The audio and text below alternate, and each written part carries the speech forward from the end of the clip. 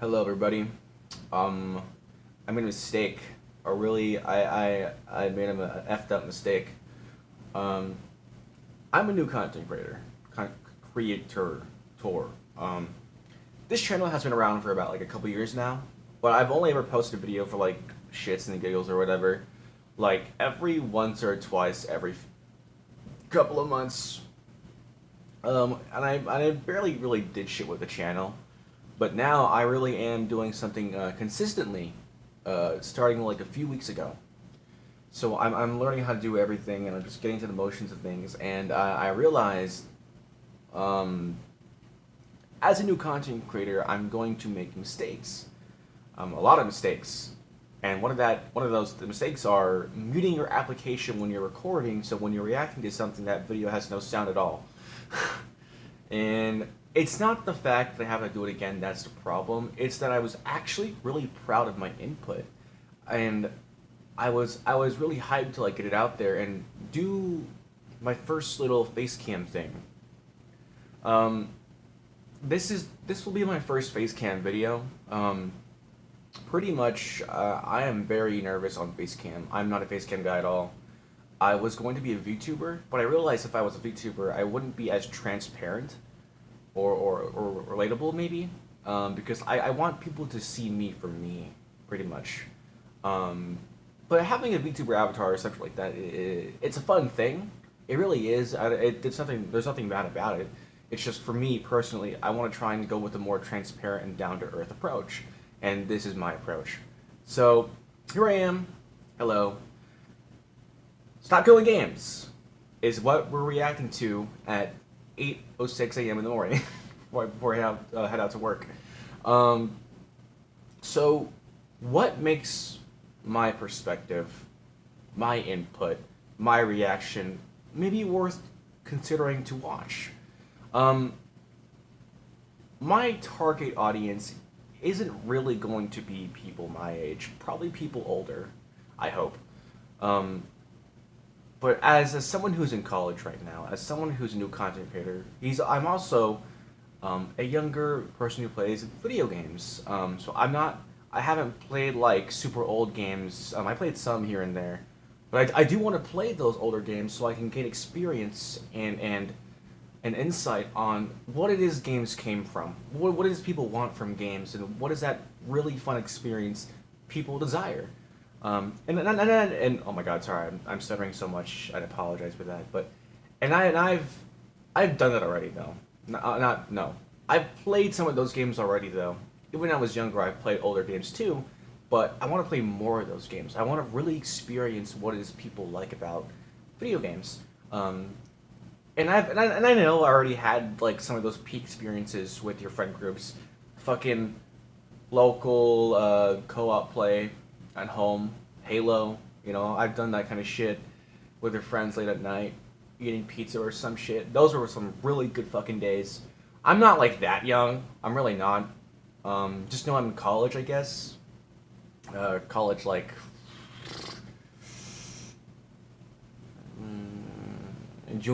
junior in college, yeah. And I apologize for like the snorting or some shit. I know it's gross as hell.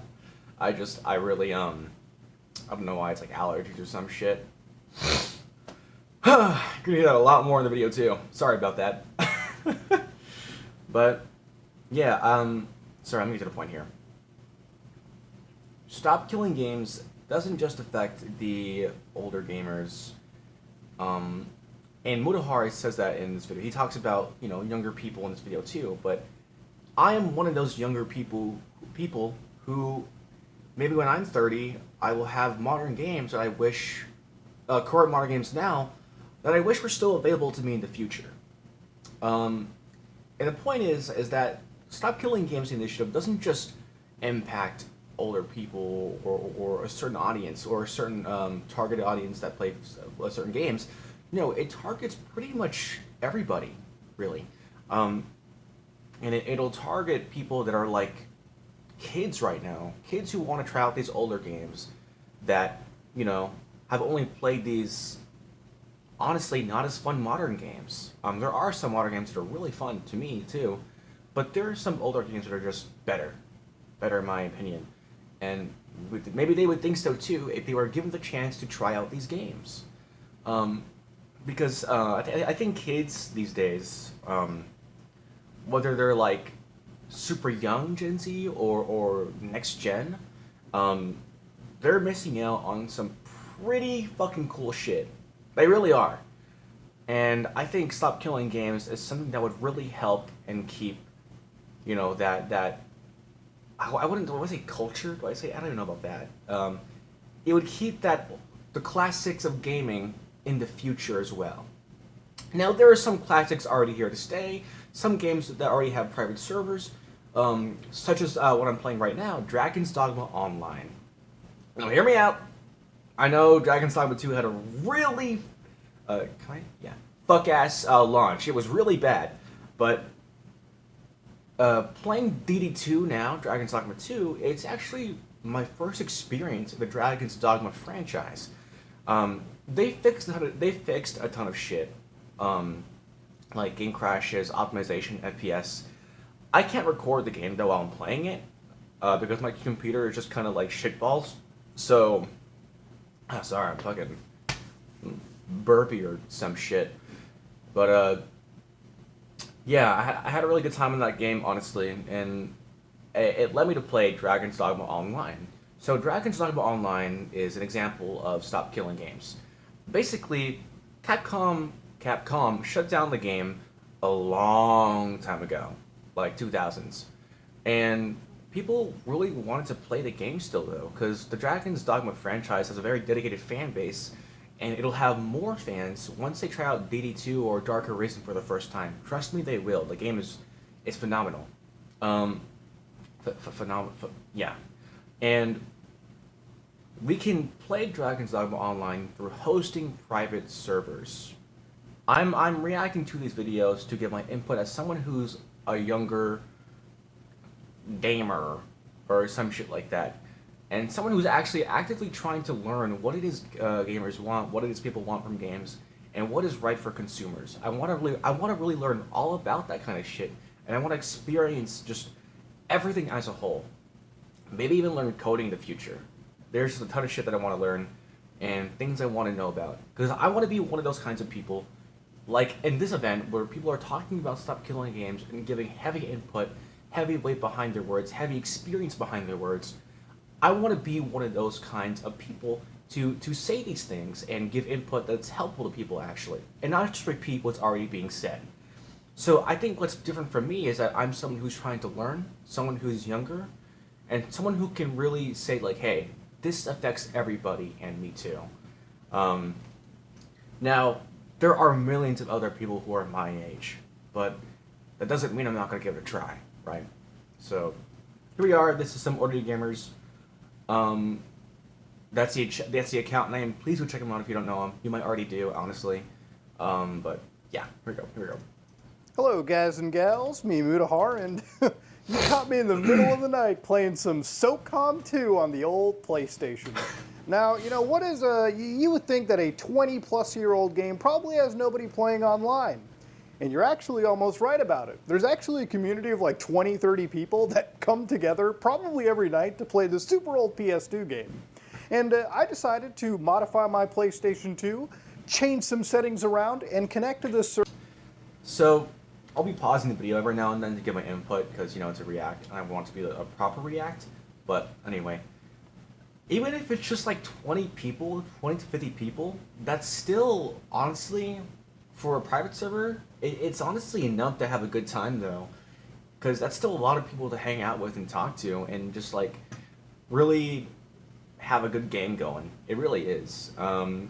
Literally, I played Dragon's Dogma Online with, like, 19 people in that private server. Granted, I'm doing a solo run right now where I record my own experience by myself, but you can still hang out and have a good time with other people, with like 15 other people, honestly. But yeah. Server and have a good, fun night. And you know what, ladies and gentlemen? It's possible because this game isn't dead. I can't say that for every single game that we've played, but if you know me, game preservation is really important. And obviously, campaigns like Stop Killing Games are something I want to promote. Now this is like the third video very recently that I've talked about this, and if you're wondering why I'm super passionate, it's because I actually think Stop Killing Games can change the way gaming is preserved in the future. But I do want to make this video as sort of a video that shows you examples of games being preserved. I actually want to deconstruct a lot of Pirate Software's words and basically show why Stop Killing Games actually matters, and why we shouldn't give up on this initiative just because some people want to be contrarians. Now, if you go to stopkillinggames.com, you will notice that it has, as of right now, about 695,000 signatures, meaning that this initiative is climbing. So right now, it actually has... oh my god! 815,000 and 877 signatures. Holy shit! We only have a month left. We can do this. We can get to 1 million, no fucking shot. No, I mean, in no fucking time. You guys gotta realize this is huge, because not only does it affect video game rights or like consumers' rights. Well, that's what I'm saying. It affects everything. Consumers' rights for everything in the long run. It'll branch off and create trends of better business practices happening over time. It'll help people realize that they can come together and make this work. We can do more things like this to improve business practices more and more as time goes on. So it's such a huge thing to get this done. It really is. And obviously, if you're not in the US, or if you're in the US, don't fake your location. That does more harm than good. But I can maybe if it was in the US, it would be done way faster. But that's besides the point, though, because this is still fucking amazing. So if you're in the EU, not that I think I'll have EU watchers yet, because I'm a brand new content creator channel. But if you're in the EU, dude, please, man, it would be so great if you could put just one signature on there. Even people you don't know that play even people you know that don't play video games, it would make such a big difference if they signed it too. But yeah, holy shit. We might get there. We might get there quickly. By the time we're finished this video, we might even get closer to 70%. Who knows? I'll actually look back at this by the time we're signing off. Now, for anybody that needs a quick rundown of what's been going on, obviously Ross from Accursed Farms made a video about a week ago where he talked about Stop Killing Games and how they were on the last leg of the initiative. So, real quick, I want to just mention that Ross has done so much. I don't know Ross. Obviously, I don't know Ross. I've only known about this initiative recently, but it's still a big thing though. It's been going on for a while. Ross has been like trying this out and trying to get this thing done for a hard while. And the challenges that come with it are insane. I mean, the thing with Pirate Software was crazy too. His video did so much damage on Stop Killing Games, but now I think things are looking good right now. They really are, and it's amazing to think about too. And also, a side note, I watched the video that Ross made, and it was so funny when him like, no, behind the fucking reaction to Pirate Software's video. That shit was funny to me.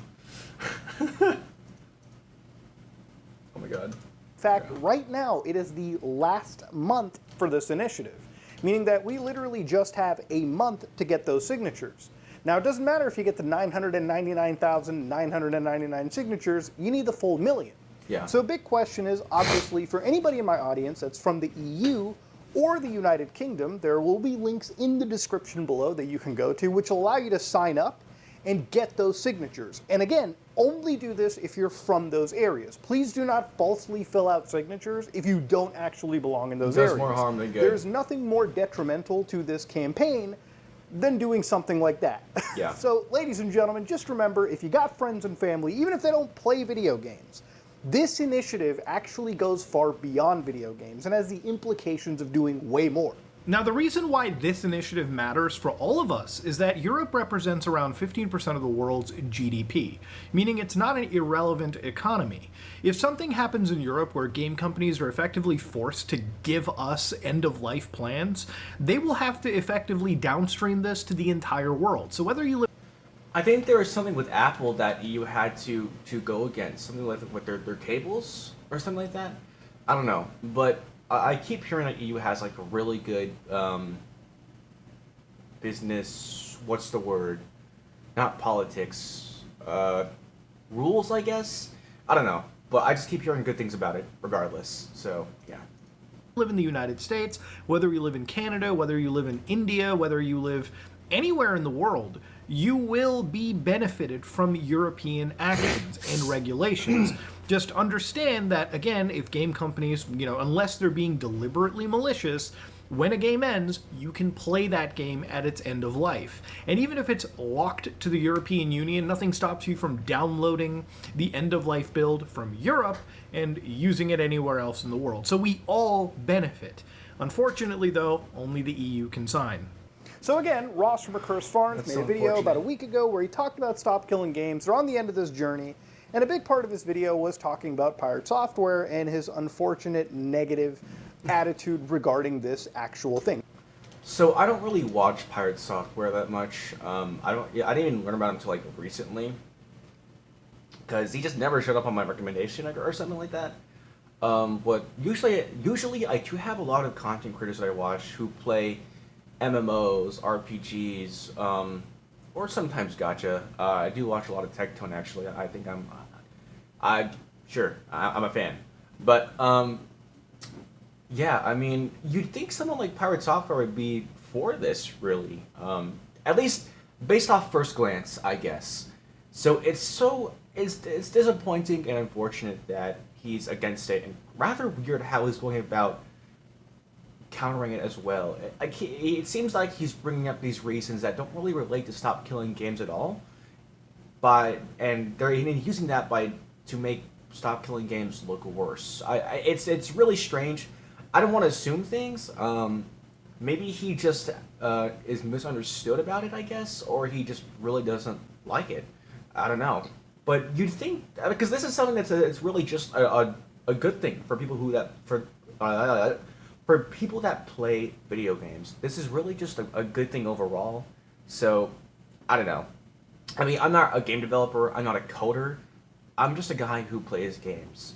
But that's really the vast majority of people that are signing this, because this is about people who play games. People who have fond memories of playing games when they were younger, older, or now. And honestly, some of the best games I can remember playing aren't even like the craziest AAA games or anything like that at all, or even with other people. I think I like games so much that even shit like Cookie Clicker, that shit for me when I was like younger, it was really fun to play when you could like jailbreak it and shit too, and like infinite like cookies or something like that. Like shit you would do in the school library. That I think I gained a love for games in elementary school when I was able to go to the school library after school, wait for my mom to pick me up or some shit like that, and play on the computer, pretty much. Shit like Cookie Clicker, Super Smash Flash or something like that. A bunch of anime characters fighting in the brawler style, I guess, Super Smash Bros. And like just a bunch of other indie games or like that. Balloons Tower Defense. I played Balloons Tower Defense, was it 5 or 6 that's out right now? Anyway, I played that franchise a lot too. Love it to death, man. Holy shit. And I think my first console was the Wii that my grandma got me actually when I was like really young. So it was my brother who was like showing me like the ropes of like what is good and what is bad. So we were playing like my first game was probably Lego Star Wars, dude. Either that or a phone game like BTD6. Oh my god, if y'all know Pocket God, that shit went hard on the phone. Oh my god. Pocket God on the mom's phone, bro? Now, no one should sign an initiative or be part of something just because the blind majority say so. If this initiative has problems, it's good to point them out. Yeah. My only problem with it is I feel like Pirate Software has done a lot of the negative contrarianism without For sure, actually man. giving cogent points on why he's been negative about it.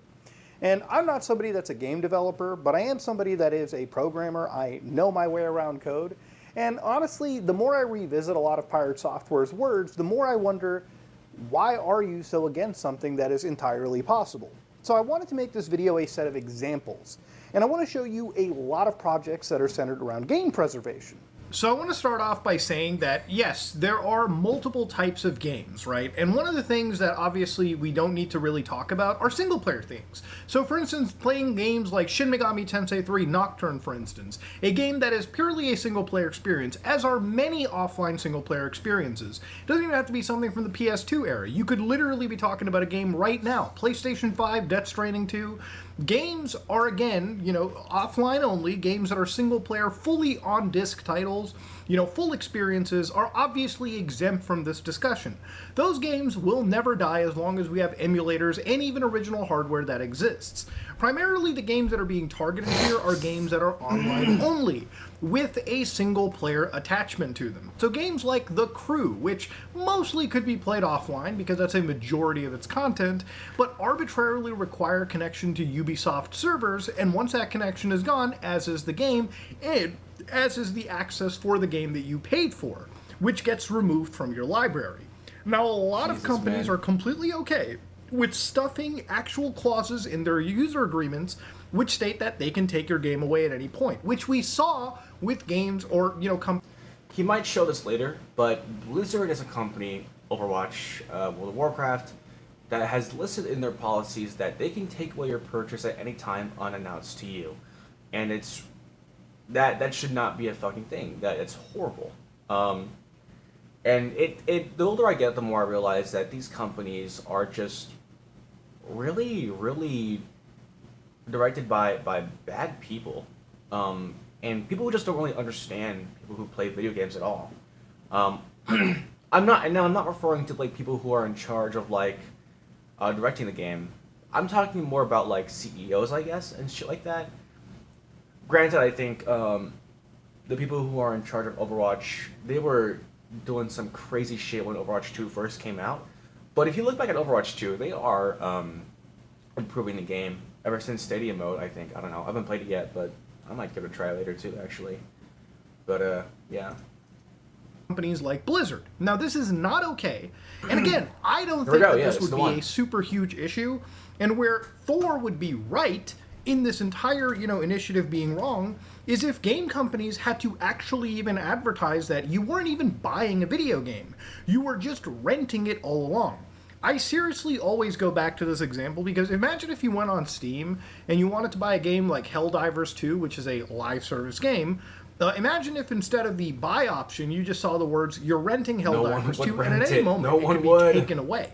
Could you imagine an impact of sales at that point if game companies were required to tell you that the game you were purchasing was just a rental? That's not what game companies do. Game companies will tell you that you're outright buying a game. And even if that game is an MMO or a single-player game with an online-only attachment, or it has a mixture of multiplayer single-player, game companies can just take that away from you without any actual protection for the game, player. So we as gamers lose the history and memories of the games that we enjoy and love, and there's just nothing we can do about it. Game companies are totally okay with selling us, games that basically are just licenses. But I don't think the broader community really understands that what they have is just a license. If people knew that all they were buying were rentals, then I'm sure they probably wouldn't be buying a lot of games that they do. Exactly. Imagine if every Blu-ray or DVD you purchased just said it's all a rental. At any moment, this movie can be revoked from you. Imagine if a piece of music that you bought could be revoked at any moment from your possession. That's the same thing happening with video games, and it's not okay. Now, to show you some of the actual cool projects that exist, the footage you're seeing is Guns. Now, this is from a server called Freestyle Guns, which has around 100 people playing. Now, Guns, in my... Dude, that score gameplay shit looks so fucking sick, man. I gotta make a video on Guns as well, man. I will be doing that because this looks honestly really fucking cool. My last video I talked about used to be this big MMO back in the day, or this big online shooter back in the days of IJJI. now, since it's been officially debunked, and it has a a resurgence coming up, like they're about to re-release this game, you can play it right now through a private server, which is where I got this footage from. But let's say you want to play older games like SOCOM 2 that actually had their online services completely shut down back in 2012. Well, through a community called PS Rewired, you can actually go through an official piece of hardware. So whether you have a real PS2 or through an emulator, you can modify some network settings around and play these games as they once were. So this footage of SOCOM 2 was literally recorded a few days ago underneath actual PlayStation 2 emulation. And this works between real hardware and emulation. Now, even beyond just SOCOM 2, another game that I wanted to try out was Metal Gear Online 2. Now, I used to play this back in 2008, and obviously Konami has long since shut down the multiplayer services. In fact, you can't even get Metal Gear Online with newer copies of MGS4. So Another example of private server hosting is Fantasy Star Online Episode 1 and 2. So it went from that to base PSO2 to what we have now, PSO2 No Genesis. And basically, I've been playing a lot of base PSO2 back when it wasn't even released in PSO2 NA yet. It was still a JP thing, so people would make a way for others to access the Japanese servers and play over there. But a lot of people that I play with also played base PSO2. And to them, sure, there wasn't as much people in the servers as much as like the newer versions of PSO2 or just modern games in general, but the point isn't to reflect the peak of gaming or the peak of what that game was. It's to basically preserve it and keep it there for others to enjoy, because it's a part of a part of their own happiness. It's a part of memories that they look back on, you know. And so we want to do these things, and that's what Stop Killing Games is here for, if we all get it signed. But yeah. If you have an old day one build, you can rip the online files out of it and use specialized software to actually play online. So for instance, I was able to download this from Save MGO2. I can make an account where there's about 50 people on average playing the game at any given moment, which doesn't seem like a lot, but it's a small but budding community. And over here, all you can do is download a customized RPCS3 emulator, or if you have a jailbroken and maybe even an official PS3, you can play this game as it, originally released. And it's quite a lot of fun. Even though the skill gap is pretty huge, like generally the people playing this game are those people that are just god-tier experts. But if you give it a chance, you can experience a bit of gaming history. So what... Give me a moment here.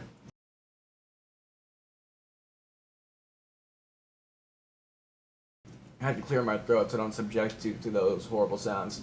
But what always fascinates me, or like, it is really funny to me, is that you go on like these older games or like any MMO and you see like those like crazy ass leveled up people who have like, you could tell been on the game for like fucking years, man. And it's like, at what point, like, what do they see, bro? What are they experiencing to make the game that good for them? Probably a bunch of shit. But yeah, I mean, it's like, damn, bro, just damn. I don't think I've ever really spent a crazy amount of time on a game to where like I'm at the point to where it has a little bit of people, and you're just like batshit insane at the game now. I guess. I think the game I played most overall. I don't really know, actually. It wasn't really an MMO that I like played the most on. It was probably some kind of like Final Fantasy game or something else that was like more single player-ish. Probably a lot of time on Infamous. Fucking hell, Infamous Second Son. I loved that game. But arguably when I was filming this video, one of the coolest things that I saw was something called Insignia Xbox Live. Now, for anybody that missed out on OG Xbox Live before the Xbox 360, this led me through a process where I legitimately set up a Xbox Live account. Now, Insignia is a private server solution where it serves to emulate actual Xbox Live. So this footage was recorded in XEMU, which was an actual emulator, and I downloaded it, got my official Xbox dashboard set up. I went through the entire sign-up process, and then, just for shits and giggles, I loaded up Phantasy Star Online 1 and 2. There it is. A is. game well over 20 years old. And to my shock, there are still people actually playing this game at the dead of night or any hours. Immediately when I jumped in, I noticed some players. We had a friendly interaction. We said hi to each other. And within a matter of minutes, we were able to play this game together. A game this old that servers are long dead. The community has banded together to bring back old projects. Now, not every single project works 100%. There really is something that I admire about so many people coming together that just combine their efforts to make something possible like this. It's really beautiful in a sense. I think a lot of times people underestimate like what gaming is to older people. Back then, sure, it was something you would just come across in the arcade, but I think even then there's still tournaments being held for like Street Fighters and Mortal Kombat and shit though. But the community of gaming, video games, online internet, property has increased like by millions. Billions of people love video games.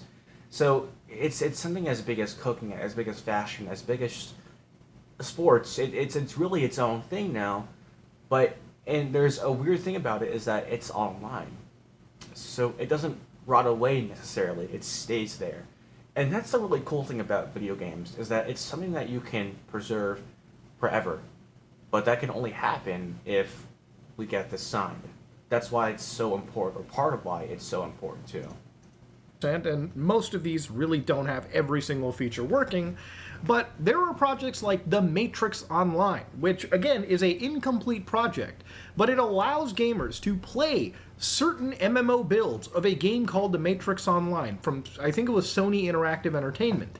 And even though you can't really do much in it, it's a great way to bring up a game from back in the day and sort of see a piece of history in gaming culture. And again, these are all projects the community has banded together to create and keep games preserved. And if the community is doing this through reverse engineering efforts, it would only be beneficial if companies had to have an end-of-life plan. So people who are interested in these games, or these games hold memories to you, you'll never actually lose them to the fabric of time, simply because that's what big corporations want you. They want you to immediately buy the next product, and they want to keep this world of planned obsolescence alive. With projects like RPCN, you too can actually configure other PlayStation 3 games, like Killzone 2 for instance, and play them in online communities as well. It's all of the stuff that really adds into an amazing experience. And to cut back on, Jason's bullshit here, Pirate Software's nonsense, I played literally Xbox Live on the OG Xbox again. Now, one of the points that I didn't like from Pirate Software was this one comment on his video regarding Meet Your Maker, a game with tons of user-generated content, where he said without a UGC game where you make dungeons that other people play in, without that large player base, that game becomes stale because of a lack of variation, which I guess is true. A lot of games do end up dying out. Now, in my previous video, I talked about Little Big Planet and how there exists an archive of old user-created content that can just serve as a scrapbook of time. I think we all... I remember way back I was playing like Little Big Planet 3, and I was like playing those fucking custom games that people made themselves, and there was like this Jeff the Killer creepypasta game where you hide from Jeff the Killer, like it's like some kind of fucking Poppy Playtime scenario. Oh my god, maybe that's like the original Poppy Playtime actually, holy fuck. But basically Jeff the Killer would like chase after you through this house, and some loud ass horror music would play, and you would just keep on running and hide in like closets or something, or some shit like that. And just escape. Oh my god, that's like a fucking eye-opener. All know that eventually every large-scale game will wane in its player base and die. That's just how things go. That's business, that's life, that's YouTube channels, that's, just the slow march of time hitting, right? That's how things work. So it's not a matter of like you cannot preserve the essence of a game like this with a small group of players. It needs thousands or more active players to give the experience. I think A big reason as to why this might sound a little bit darker or deep or something like that. I think a big reason as to why like people don't like the idea of talking about future impacts. At least the reason why some don't is because they believe that because they're not going to be alive for that long term future, it doesn't really matter to them. But it does. I think the actions we do can impact futures, whether we're alive in them or not. Now that's something dark to think about, and yeah, I'm young, but at some point I'm going to be just dust and bones in the future, man. And there are things you can do now to preserve a better future for people who are even younger than I am. Experience.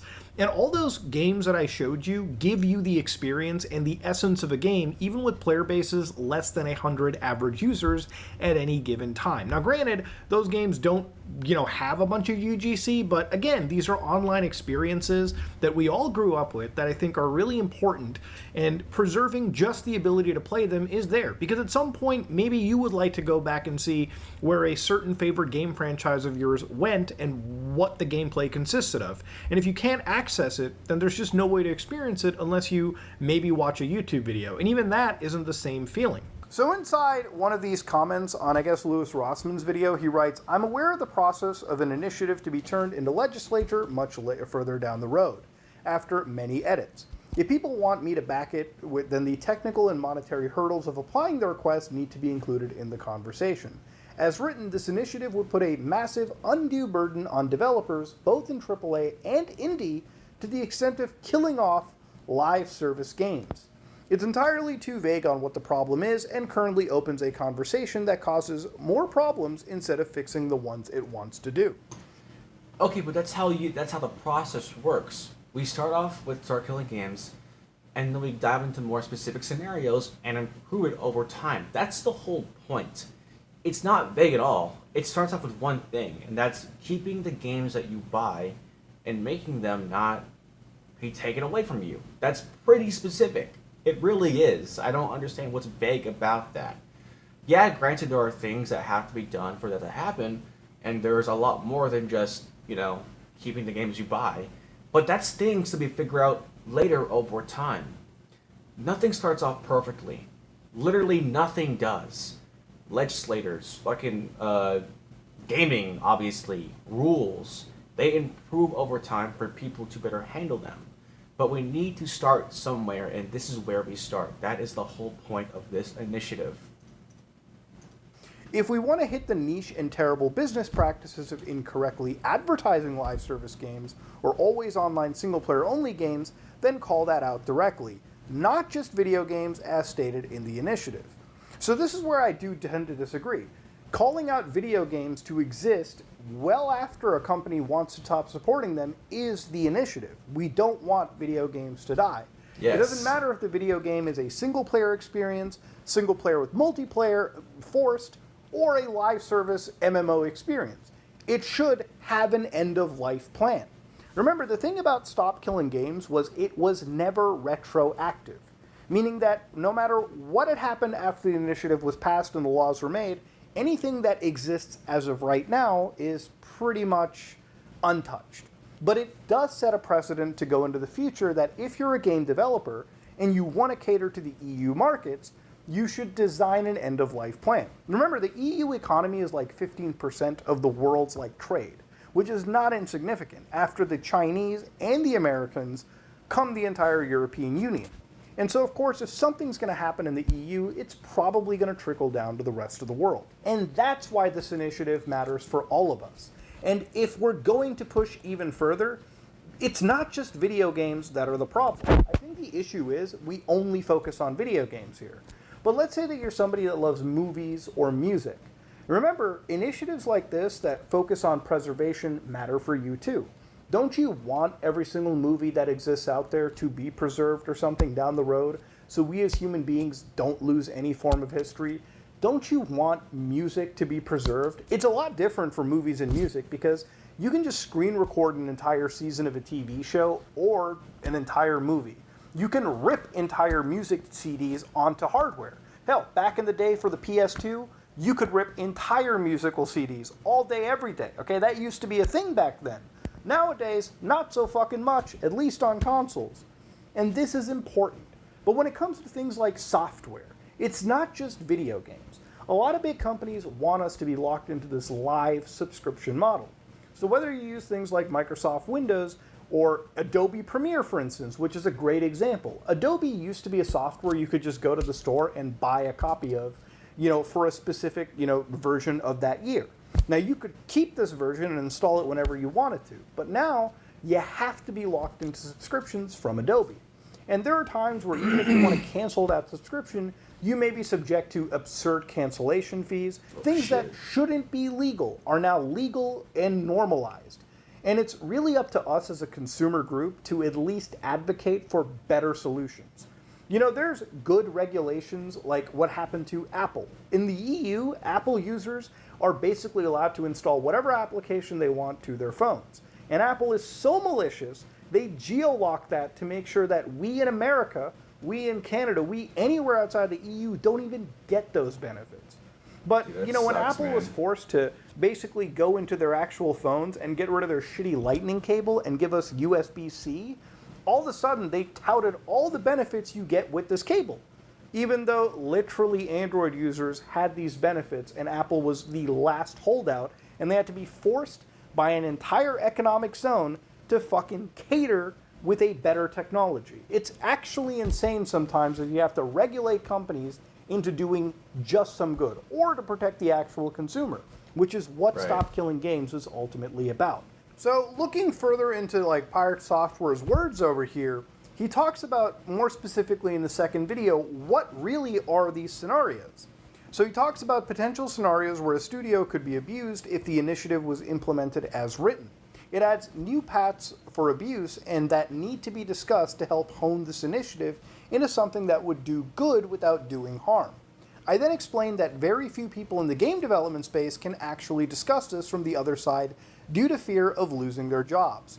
And a studio is much safer in silent dissent than they are discussing the drawbacks of your ideals. The recent attacks on our games is obvious evidence of this. My main issue with this initiative is that it is broad in its approach to change the industry and the exact language of the initiative, not the FAQ request that all games stay in a functional, playable. I'm really just repeating the same thing over and over again, but it's specific enough to understand what people want. And it feels like this is something that companies do, is that they try and bring up all these reasons as to why not do something. And they try and bring all these things up to basically make what people want seem unclear, when it's not unclear at all. We already know what we want, and we want to do it now. That's pretty much how it goes. It's just weird, man. It's just so fucking weird. State.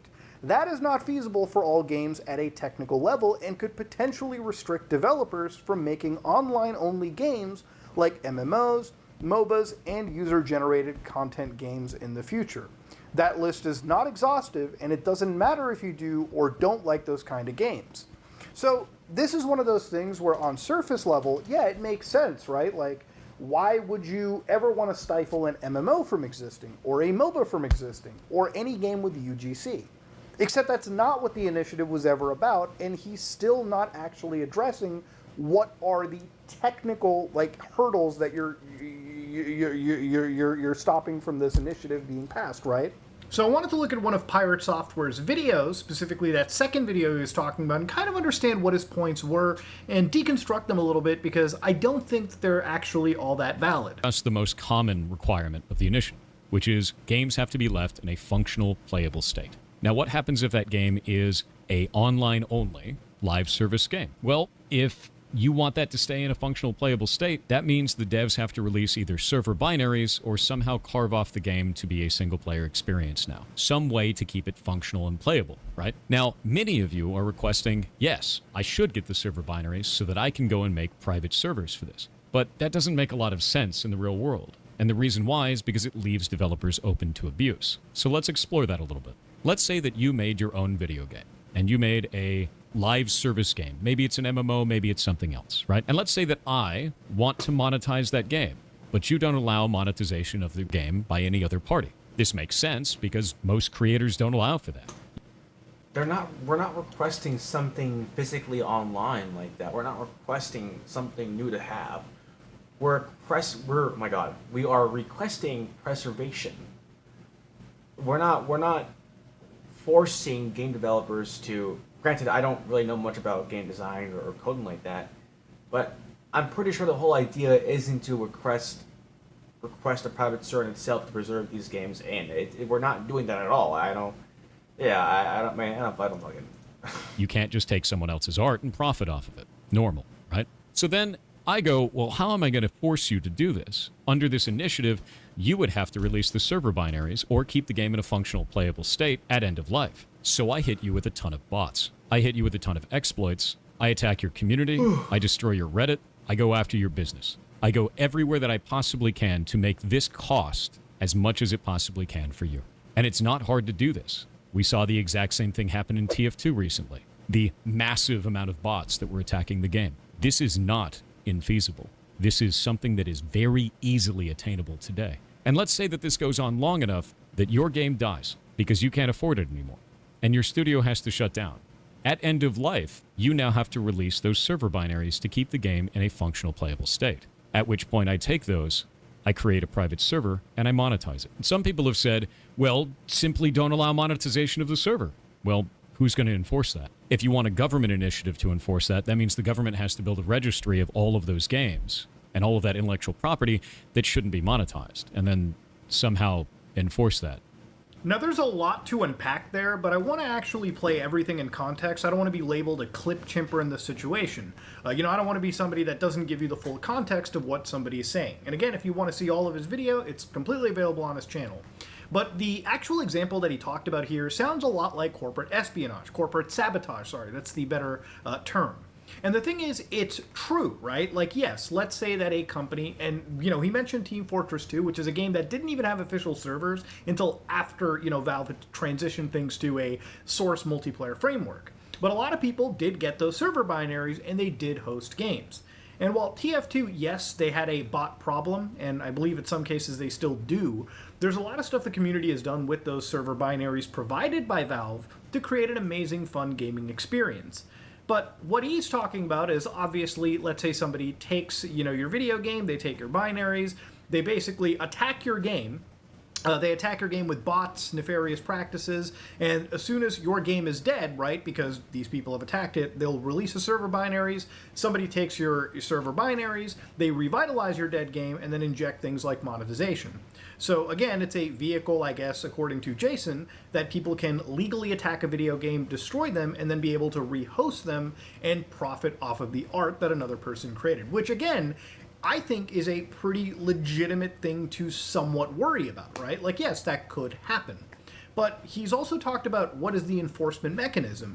Would they have to have a registry? And what he's describing is something that already exists. Again, these are not situations that are, unavoidable.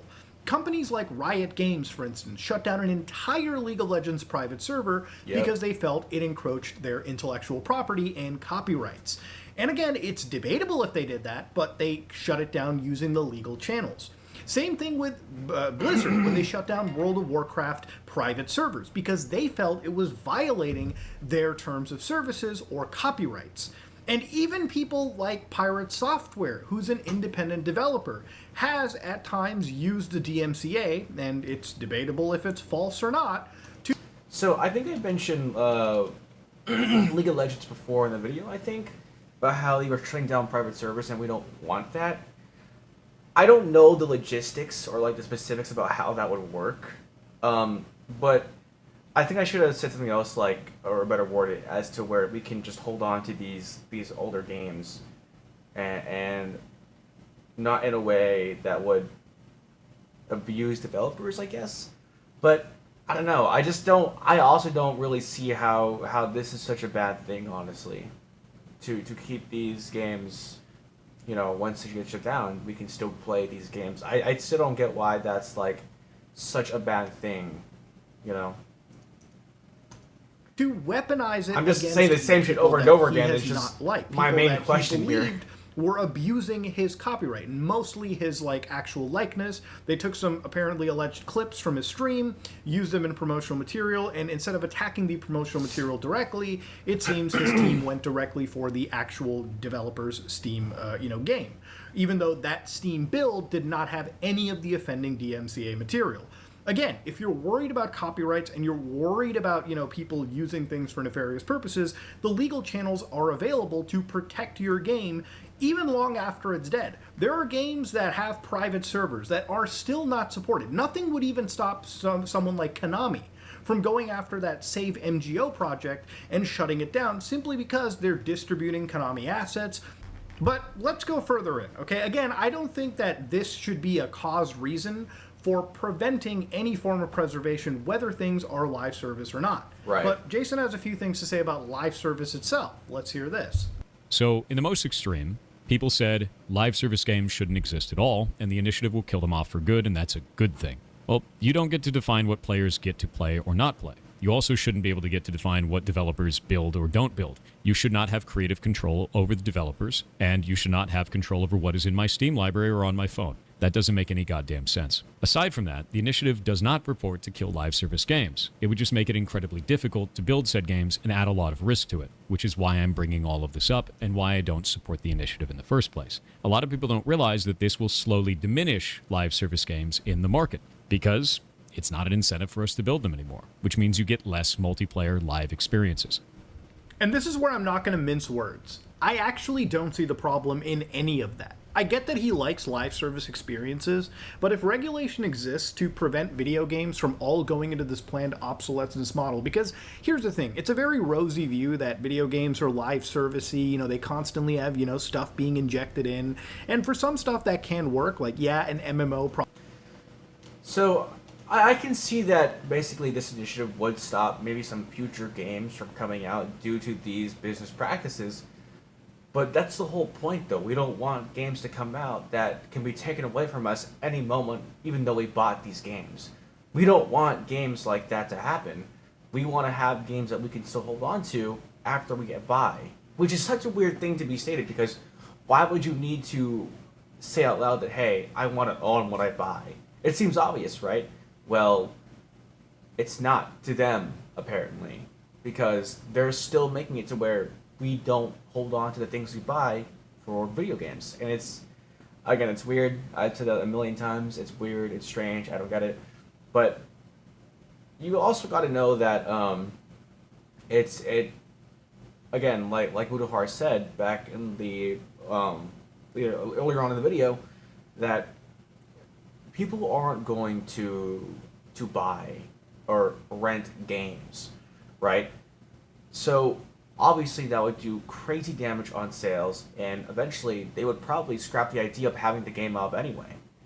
But we're still going to get live service games, just not games that can be taken away from us when we buy them, So it's just, Probably needs to be connected online all the time, but to not have an end-of-life plan for when that game eventually goes away is an issue.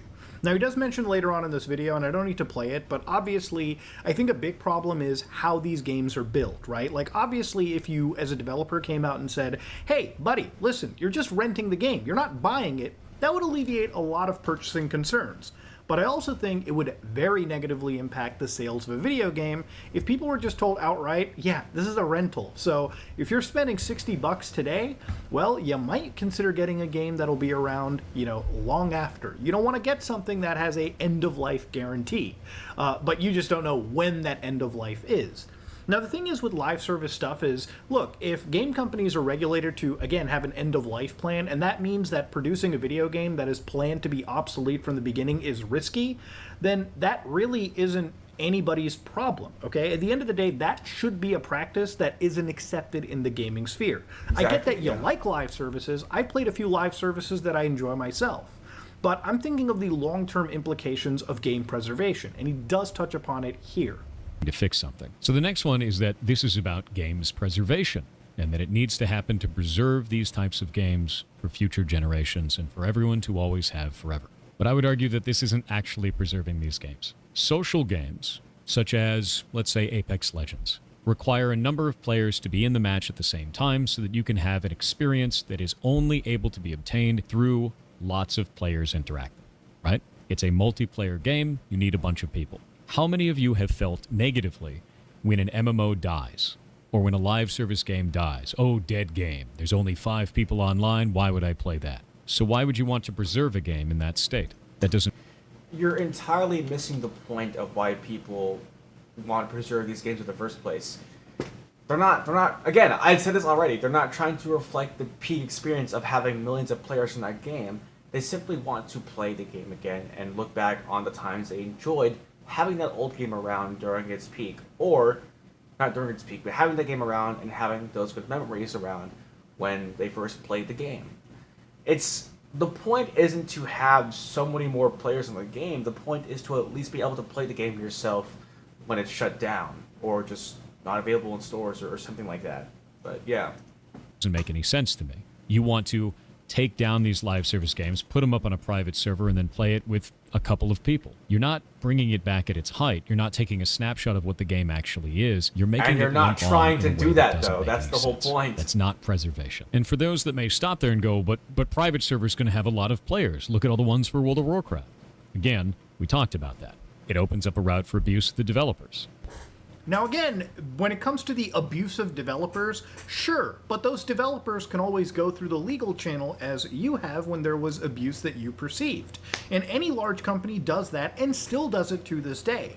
But the thing about any of this, like, you're not capturing games and preserving them as their height or like whatever, that to me doesn't really make any sense. And I don't know why he harps on it. We all know that games eventually drop off. There are games, where live services will come to an end. Nobody's talking about replacing these games as they're active.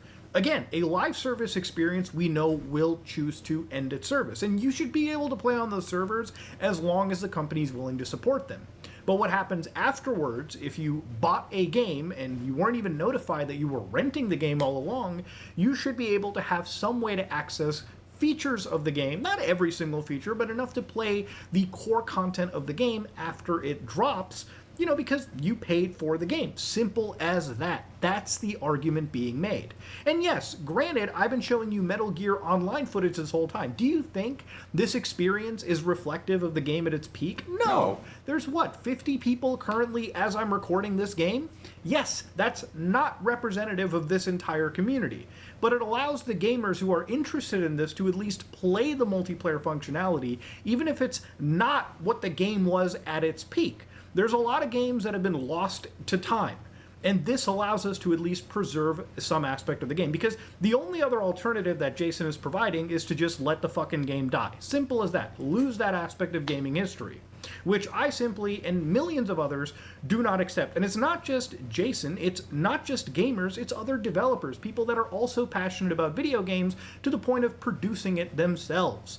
This is a serious consumer advocacy movement that wants to preserve video games instead of adding in extra barriers to prevent, video games from being made. Again, if you're worried that live service models and MMO models are threatened because of this, again, I ask you on a technical level, how does this initiative inhibit any video games? He mentions this possible abuse that can exist, and there are avenues for companies, large and small, to address this abuse through a legal channel that exists right now.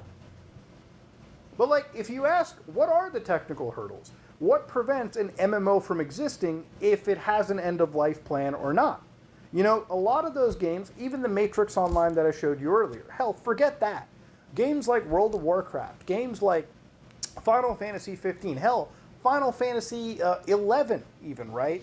A lot of MMOs have server emulators or even server binaries that are out there in the world floating. And it allows people to take that game and actually preserve it, or at least have a server that's available long after companies stop supporting it. Does that mean that a game like World of Warcraft suddenly just doesn't exist, or is one of the most popular MMOs, yes, World of Warcraft, capable of providing users with an end-of-life plan? What is an MMO game that that literally would be ruined if something like Stop Killing Games existed, right? Would it be games like Destiny 2? Would it be games like Anthem? Would it be any MMO, like GTA Online, for instance, that would cease to function if all of a sudden game developers were, forced to have an end-of-life plan from the very beginning of its development? That's the question that I actually want to ask. Now, do I think that Pirate Software is a completely malicious individual in this?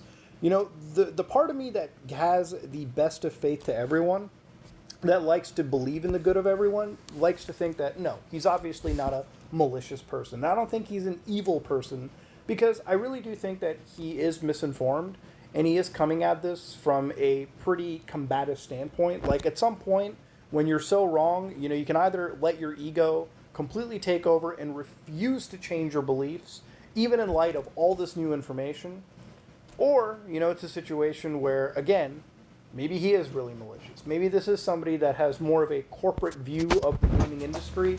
I think something that's been in the back of my head for a while now, while this video has been playing, is that I would be able to say a lot more things, with clear and cut intentions, if I understood better of what it is of the complicated shit that's going on behind whatever's being talked about. And holy shit, bro. What the fuck?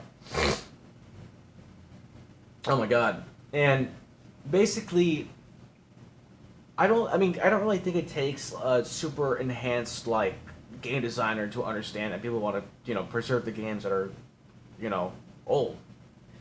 But I do at least want to understand all the sides and what Pirate Software is coming from. Because I'm really just confused. Really. And yeah, sure, I don't know about, I'm not, super knowledgeable in what's being talked about in terms of code or game design. But the point is that in order to better understand what I want, I need to understand what others want too. But this isn't really a case, though, where you need to understand, super complicated shit. I think I just fucking repeated myself over and over again. But that's exactly why there is such a big hurdle against what Pirate Software is saying, is because the main idea isn't that complicated. It's not that complicated to understand. People want to have a game to be preserved. People want history to be preserved. And that's something that should happen. And if that, would cause some games to not be released because they have those bad business practices, wouldn't that be a good thing? Those games shouldn't be there in the first place if all they want to do is take that away from you and waste your time when you bought the game. It's just, yeah, it's very clear to understand. It's not that hard to process. And not somebody that believes in the actual good of the gaming industry or believes in consumer protection. Because if Pirate Software really cared about the gamer, right, the video game industry, he would not be against consumer protections. Because these consumer protections are not designed primarily to ruin or make game development harder for the indie or AAA. It just makes it so that when these game companies decide to produce video games, they have an end-of-life plan. Meaning that for the people buying their video games, they can at least feel protected and safe in their purchases. And I think that's really the most important part of this. Look, I can talk your ear off about game preservation all day. I've done it for years on my channel. But the reason why I'm so passionate about this is that I feel what Ross has done, the campaign that he started, is that if this passes, and I hope to God it passes because it starts a dialogue, and that dialogue then involves a bunch of policymakers to think about how they want to craft and write these laws. Remember, this is just an initiative. We can hammer out the fine details once this gets introduced. But down the road, if all of this does get introduced and passed, it means that all of us gamers around the world benefit because game preservation becomes codified. And that's the important part of it. So yes, am I a little bit angry at Pirate Software for misrepresenting this initiative and still constantly becoming the lightning rod for just not, presenting it in a good faith manner? Yes, absolutely. Do I wish this drama had to exist? No, I wish it didn't. I wish, honestly, many gamers could look at this without the lens of being combative and realize that consumer rights are just a good positive thing for everyone involved. But honestly, the thing that I care about now, beyond all of this, is that this initiative passes. So again, to go back to the Stop Killing Games website, in the amount of time we've talked about this, we went up around 2,000 signatures.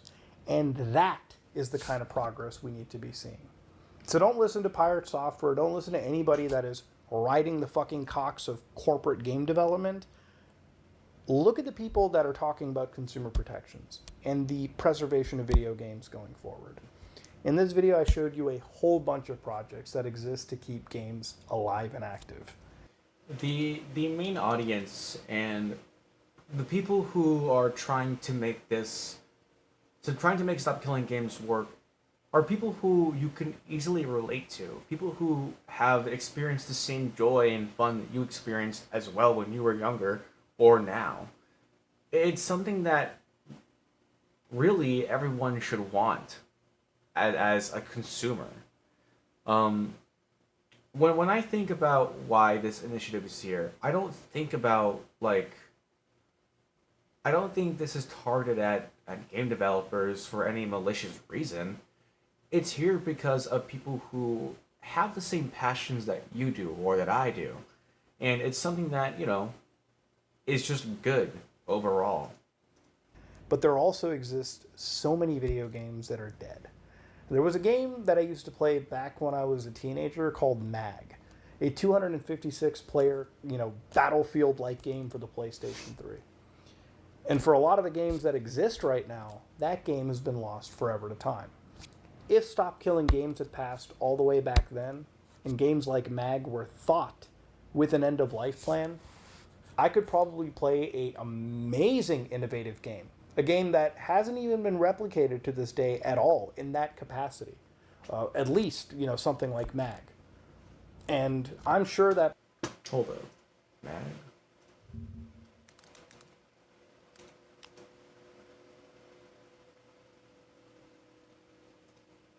It sounds so familiar.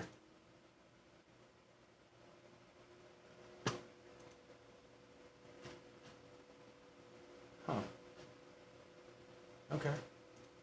For some of you guys watching that are younger than me, you probably want to go back and play old experiences. You want to at least give it a try, right? You want to at least see... Of course I do. I mean, that's the whole point of... Sorry. That's the whole point of this, for me at least. There are tons of games that I have yet to try yet that I haven't experienced because they were out before I was even born. Or, well, not born, but when I was like super young, right? And you don't need some super complex AAA, super pretty, beautified game to have an amazing time. There are games I want to try that are probably the ugliest pieces of shit in the world, but would still give you the most beautiful experience. Those are the games that I want to try right now. And granted, Dragon's Dogma Online isn't an ugly game. I think it's rather pretty, actually. And I do like the whole old style MMO textures or whatever, but that's probably just nostalgia talking.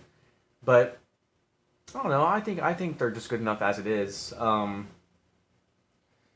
yeah, I am one of those younger people who want to see where gaming came from and how it evolved.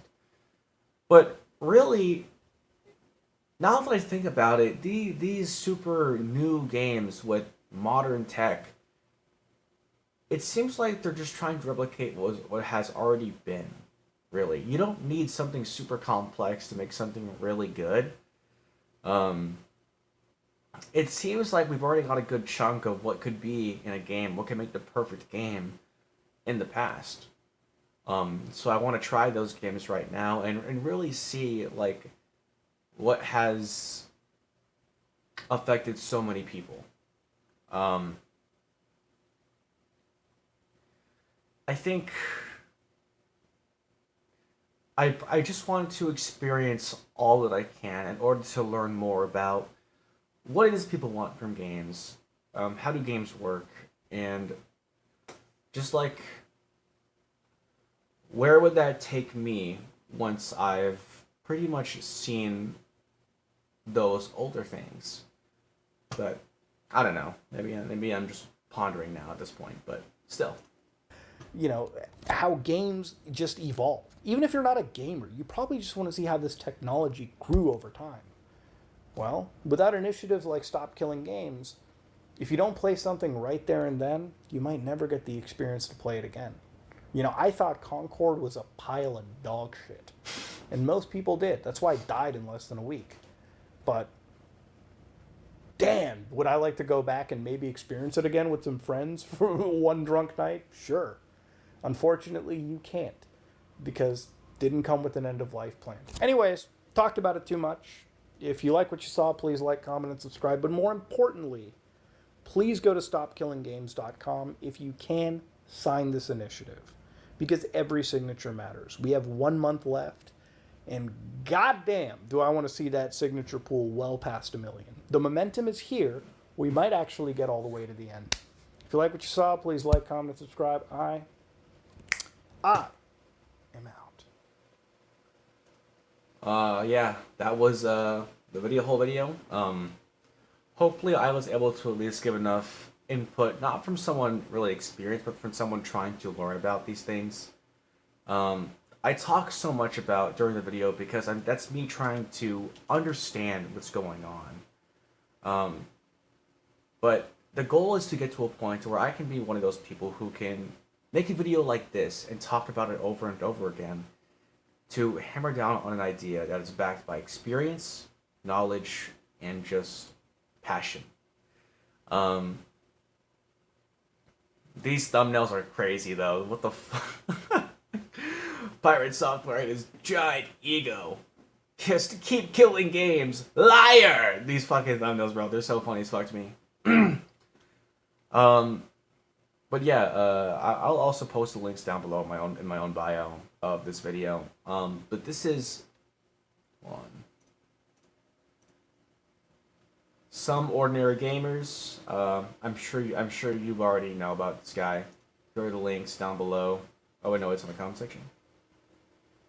Yeah, it is. Okay, it's all over there. I'll just copy and paste these probably, and then yeah. That's about it for me. I'll be posting more consistently from now on, and if you like, I guess, or if you were somewhat entertained, or you just liked listening to what I had to say about someone who's younger and who likes games, maybe stick around. I don't know. Most of my journey will consist of me just trying to learn more about these things, and I do want to make some more heavily edited videos that are just fun to watch and you know, treat it like a show maybe of some sorts. But yeah, if you want to see where I go, and see how I grow from here on out, maybe like and subscribe or whatever. I never thought I'd say those words ever, but yeah, that's about it for me. See ya.